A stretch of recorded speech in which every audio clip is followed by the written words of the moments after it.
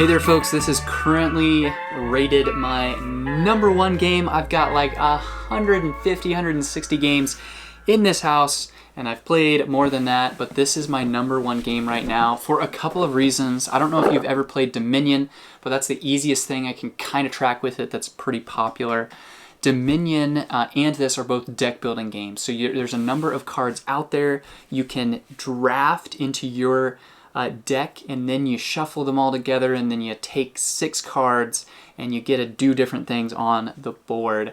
But the cool thing about this specific game is it's cooperative. So you are on the same team as the other people you're playing with. I actually really love playing this solo and with my wife. The more people you get, the harder it gets. And so that is one thing that's really interesting. You can throw some different variants in there, and there are some ways to set up that are trying to mitigate that, but I find it pretty easy at 1, a nice balance at 2, and then once you get to 3 or more, it's really a pretty hard game, but really fun. With this base game alone, there are a ton of expansions as well, but with this base game alone, there's so many combinations of cards you can play with.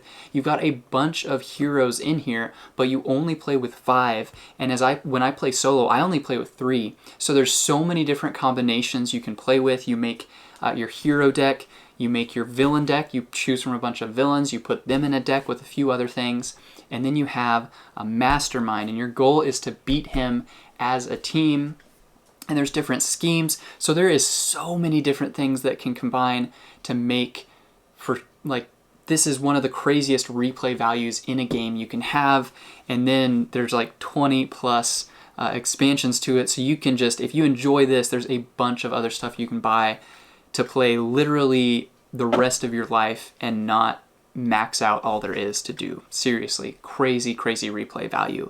So those are the main reasons I really enjoy this game. The downsides of this game, once you add in more expansions, there's so many keywords where you have to look on the card and it says shatter, and it's like, what does that mean? So if you own a lot of different things, you have to look up those keywords a lot. So I would definitely recommend starting out just with the base set, playing it if you enjoy it, slowly add in more and more. I got excited and bought a bunch of stuff. And when I play with different things, I just have to constantly look up keywords. So start with just the base game, get to know those few keywords of what you need to know.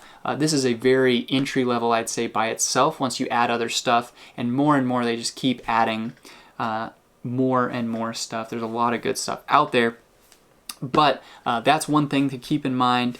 Another thing is it takes quite a while to set up. That's why I play with 3 heroes instead of 5 when I play solo, just because it's a little less set up and tear down, because you're taking all these heroes, you're shuffling them together, and then at the end of the game, you're moving them to different piles. Okay, here's Iron Man, here's Black Widow, here's Spider-Man, and you're putting them into their different decks. And then the same with the villain deck. So it can be a lot to set up and tear down, but it is really enjoyable game. I love that it's deck building because it gives you so much variety in just this one box.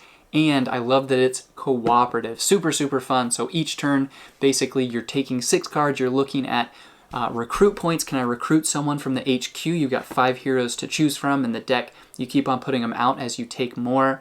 And then you've got above that a city, 5 city spaces where villains are there, and you're trying to attack them, and eventually trying to get enough attack points to defeat the mastermind himself. So I hope that gives you guys a nice little touch and a taste of Marvel Legendary, one of my #1 game right now, one of my favorite games to pull out just about any time and enjoy. So hopefully, and especially if you like Marvel, you're gonna love this game, I think. So hopefully that gives you a nice little touch and a taste of Marvel Legendary, what it is, what it does, and why it may or may not be right for you. Thanks.